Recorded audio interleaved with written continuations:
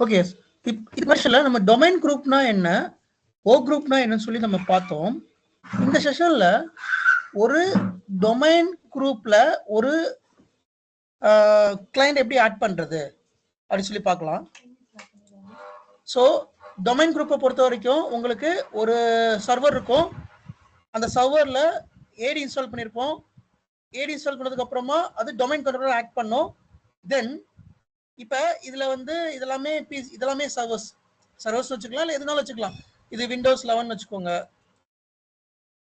இது வந்து Windows server 2012 அப்படின்னு வச்சுக்கோங்க, இது விண்டோஸ் சர்வர் 2016 அப்படி வச்சுக்கோங்க. இது எல்லாமே கிளைண்ட்ஸ். அப்ப இந்த சர்வரோட சொல் பேச்சு இவங்க கேட்கணும் அப்படின்னா இந்த கிளைண்ட்டை இதுக்குள்ள ஆட் பண்ணணும், அந்த டொமைனுக்கு கீழே கொண்டு வரணும். அப்பதான் இவர் சொல்றதை இவர் கேட்பாரு. சரியா? அப்ப இவர் சொல்றபடி இவர் கேட்க வைக்கணும். அதுக்கு பேரு டொமைன்ல நம்ம ஜாயின் பண்ணணும். இந்த கிளைண்ட்ஸை டொமைன் ஜாயினிங் சொல்லுவோம் நம்ம. அதான் இப்போ பண்ண போறோம். இந்த செஷன்ல ஹவு டு ஜாயின் டொமைன்.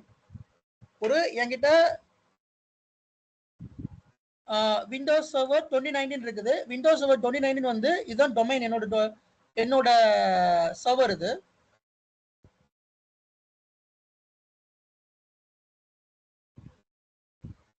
இது techie.com அப்படிங்கிற டொமைன் நேம். இந்த டொமைன் கீழே I have to add one of the windows 16 server ஒன்று வச்சிருக்கேன். இது கரண்டா பார்த்தீங்கன்னா ஓ குரூப்ல இருக்குது. ஸோ இப்போ ஓ குரூப்ல இருந்து இந்த டொமைன் குரூப் நான் கொண்டு வர போறேன். அந்த டொமைன் கண்ட்ரோல் கீழே கொண்டு வர போறேன். ஸோ தட் அந்த டொமைன் கண்ட்ரோல் என்ன சொல்றாரோ அதை இது கேட்கும். இப்போ கரண்ட் சினாரியோல இவர் சொல்றதை இவர் கேட்க மாட்டாரு. ஏன் அப்படின்னா ரெண்டு பேருக்கு அத்தாரிட்டி கிடையாது. there is no communication, no relationship. But இந்த ஏடி கீழே, இந்த டொமைன் கண்ட்ரோல் கீழே இந்த சர்வரை நான் ஆட் பண்ணிட்டேன் அப்படின்னா, டொமைன்ல ஜாயின் பண்ணிட்டேன் அப்படின்னா தென் இவர் சொல்றதை இவர் கேட்பாரு. அதை இப்போ நம்ம பண்ண போறோம். ஸோ கரண்டா இது ஒரு குரூப்ல இருக்குது, நம்மளோட ஏடி இருக்கு. இப்போ ஏடி கீழே கொண்டு வர போறோம். அப்படி நீங்க கொண்டு வரணும் அப்படின்னா what is the prerequisites? ஒரு சர்வரை இல்லை ஒரு சிஸ்டமை நீங்க டொமைன்ல ஜாயின் பண்றீங்கன்னா there will be prerequisites. அது என்ன ப்ரீ ரெக்வசைட் அப்படின்னா ஐபி ப்ராப்பரா கான்ஃபிகர் பண்ணும். அதான் மிகப்பெரிய ப்ரீ ரெக்வசைட். இப்போ ரன்ல போயிட்டு கரண்ட் அதில் என்ன ஐபி இருக்குன்னு பார்க்குறேன். கிளைண்ட்ல வந்துட்டு என்ன ஐபி இருக்குன்னு பார்ப்போம். ஸோ நீங்கள் ncpa.cpl போனால் பார்த்துக்கலாம். ரைட்டா? ncpa.cpl இது டபுள் கிளிக் பண்ணி கிளைண்ட்ல வந்து 192.168.1.190 இருக்குது. கேட்வே 1.1 இருக்குது.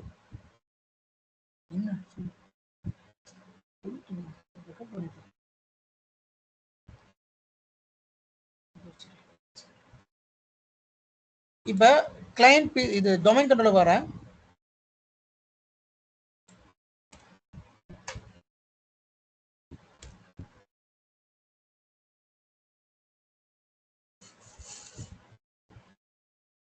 இது ஐபி என்ன, இதுவும் ஒன் சீரிஸ் தான்.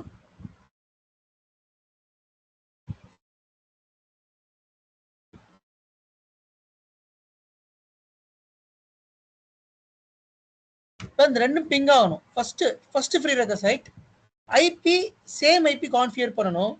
செகண்ட் ப்ரீ ரெக்வசைட் ரெண்டுமே பிங் ஆகணும். உதாரணத்துக்கு இதோட ஐபி என்ன 1.90. சரியா? இந்த 1.90 இங்க இருந்து பிங் ஆகணும்.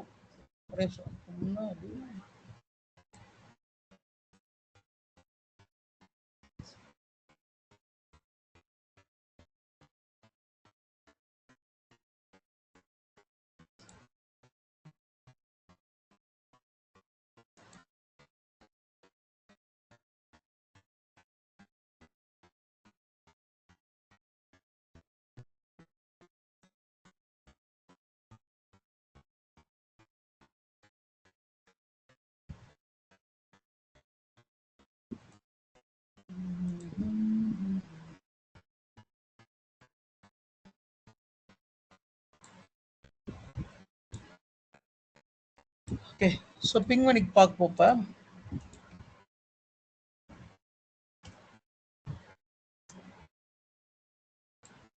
(192.168.1.10)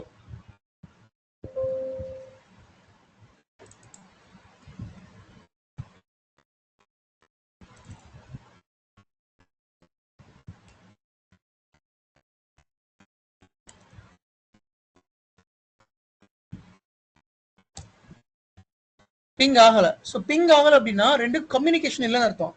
இந்த ரெண்டுக்கும் கம்யூனிகேஷன் எஸ்டாப்ளிஷ் பண்ணா மட்டும்தான் நீங்க டொமைன்ல ஜாயின் பண்ண வைக்க முடியும். ஸோ இங்க இருந்து நான் பிங் பண்ணி பாக்குறேன், கிளைண்ட்ல இருந்தும் பிங் பண்றேன், இங்க இருந்து ரெண்டு சைடும் பிங் பண்ணி பாக்குறேன்.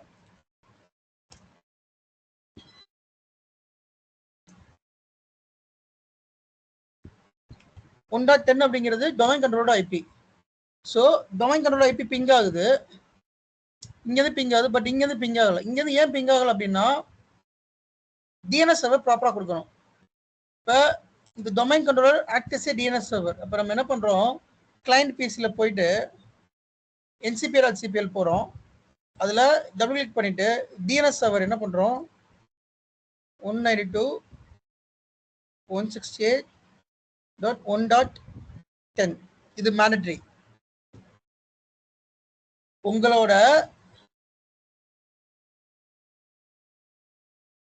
டொமைன் கண்ட்ரோலர்ல என்ன செக்மெண்ட் இருக்கோ, 1 சீரிஸ் இருந்தா இங்க 1 சீரிஸ் கொடுக்கணும். சரிங்களா? உங்களோட டொமைன் கண்ட்ரோலோட ஐபி என்ன, 10. அந்த 10 அப்படிங்கிற ஐபி தான் இங்க டிஎன்எஸ் சர்வர்ல கொடுக்கணும். ஓகே, கொடுத்துட்டோம் அப்படின்னா ரெண்டும் கம்யூனிகேஷன் எஸ்டாப்ளிஷ் ஆயிரும்.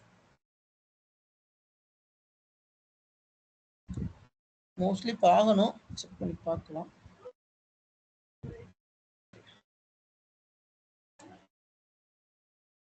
ஆல்ரெடி கம்யூனிகேஷன்ல இருக்குது.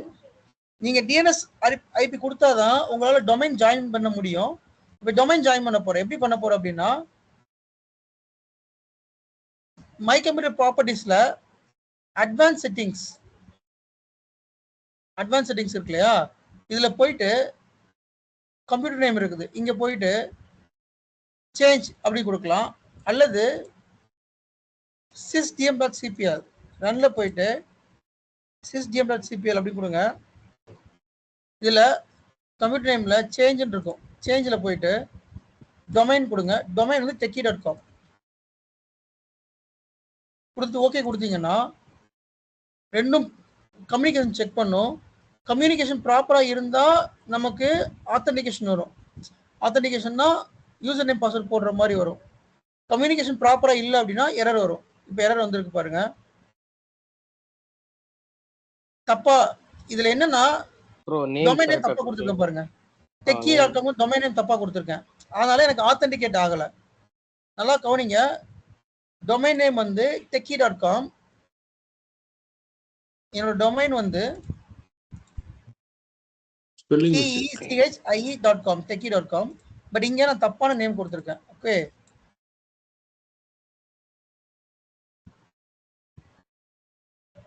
இங்க டொமைன் நேம் ப்ராப்பரான டொமைன் நேம் கொடுக்கணும்.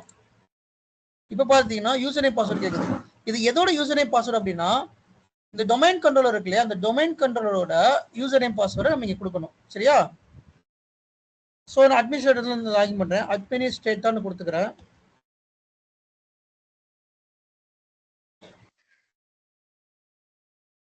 இப்போ இந்த டொமைன்ல போயிட்டு ஆக்டிவேட்டரி யூசர் அண்ட் கம்ப்யூட்டர்னு ஆப்ஷன் இருக்கும். டொமைன் கண்ட்ரோலர் டூல்ஸ்ல ஆக்டிவேட் யூசர் அண்ட் கம்ப்யூட்டர்ல தேர் சம் கம்ப்யூட்டர்ஸ் வந்து எம்டியா இருக்கு.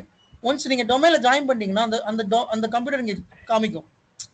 இந்த டொமைன் கீழே, அதாவது இந்த டொமைன் கண்ட்ரோலர் கீழே யாரெல்லாம் இருக்காங்களோ அவங்க எல்லாமே இங்க பாத்துக்கலாம். லெட்ஸ் சி, இப்போ நான் ஜாயின் பண்றேன். ஓகே, இதுல வந்துட்டு யூசர் நேம் பாஸ்வேர்ட் கொடுத்துட்டேன், ஓகே கொடுக்குறேன். இப்போ பாஸ்வேர்டு ஆத்தென்டிகேட் பண்ணும். இந்த யூசர் நேம் பாஸ்வேர்டு வந்து கரெக்டா ஆத்தென்டிகேட் பண்ணும். கரெக்ட் அப்படின்னா இந்த மாதிரி வரும், வெல்கம் டு தி techie.com வரும். தப்பு அப்படின்னா இன்கரெக்ட் பாஸ்வேர்ட்னு வரும். சரியா? இப்போ இதுக்கு வந்து ரீபூட் மேண்டட்ரி, ரீபூட் கொடுக்கணும். ரீபூட் கொடுத்தாதான் அது டொமைனுக்குள்ள ஜாயின் ஆயிடுச்சுன்னு அர்த்தம். ஜாயின் ஆகும், ப்ராப்பரா ஜாயின் ஆகும்.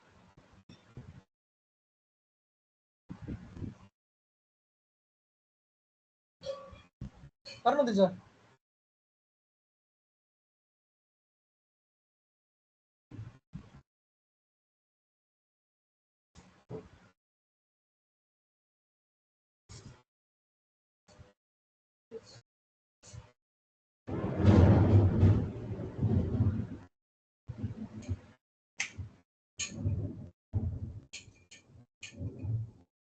இப்போ ரீஸ்டார்ட் பண்ணியாச்சு.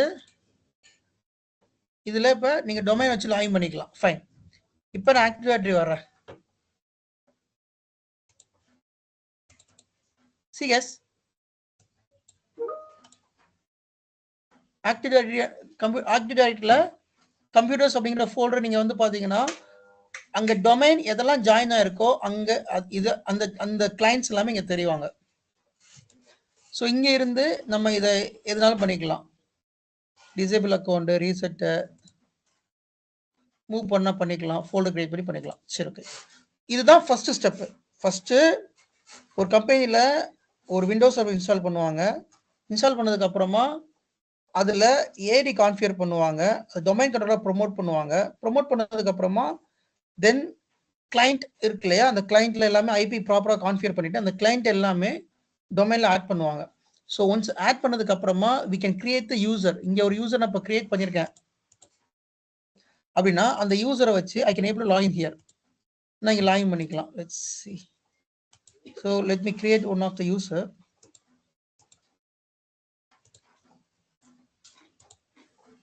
இப்போ நான் என்ன பண்றேன், என்னோட டொமைன் கண்ட்ரோலர்ல சின்ன டவுட். இப்போ அது ரீஸ்டார்ட் ஆயிட்டு வந்துச்சுங்களா அந்த கிளைண்ட்? சோ அது இப்போ ஜாயின் ஆயிடுச்சுங்களா பிரதர்? ஏங்க இப்பதானே சொன்னேன் ஜாயின் ஆயிடுச்சுங்க. ஜாயின் ஆக எனக்கு கொஞ்சம் இன்டர்நெட் இஷ்யூ இருந்தது, அதுக்காக தான் கேட்டேன் நான். ஜாயின் ஆக போய் உங்களுக்கு அந்த கம்ப்யூட்டர் காமிச்சது ஜாயின் ஆயிடுச்சு. Okay okay. இல்ல ஃபிளிக் ஆச்சு, எனக்கு இன்டர்நெட் இஷ்யூ அதான். Okay okay okay. ஸோ இப்போ நான் ஒரு யூசர் கிரியேட் பண்ண போறேன். அந்த யூசரை வச்சு இந்த இதுல லாகின் பண்ண போறேன். சரியா? ஸோ இந்த யூசர் பேர் வந்து ராஜேஷ் அப்படின்னு வச்சுக்கிறேன்னு வச்சுக்கோங்களேன். User name last name Kumar, Rajesh Kumar அப்படின்னு இருக்கு. Log on name Rajesh. Next password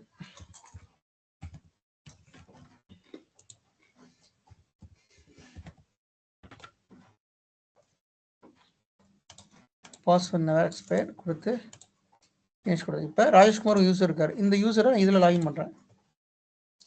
இதில் அதர் யூசர் போகணும். போயிட்டு டெக்கி.com இருக்குது. இங்கே கீழே பார்த்தீங்கன்னா தெரியும் சைன் இன் டு டெக்கி.com. அதனால் நம்ம வந்து ஸ்லாஷ் கொடுத்து போட வேண்டாம், டேரெக்டாக யூசர் நேம் கூட போட்டுக்கலாம்.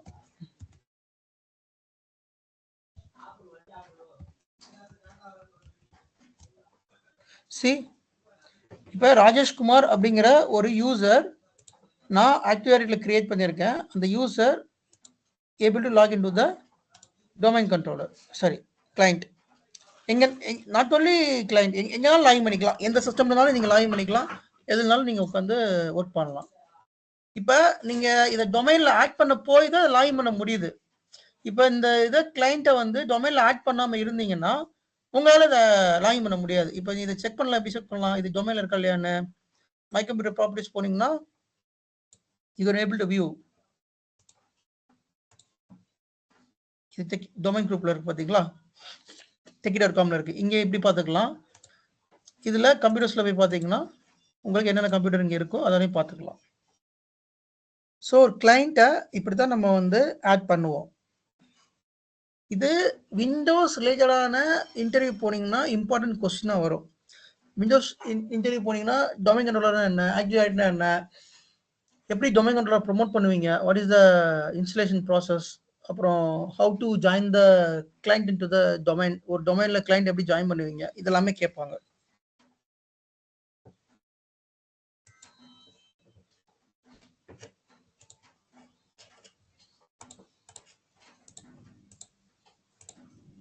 கீழே டவுட் இருக்கா டொமைன் ஜாயின் பண்ணுறதுல?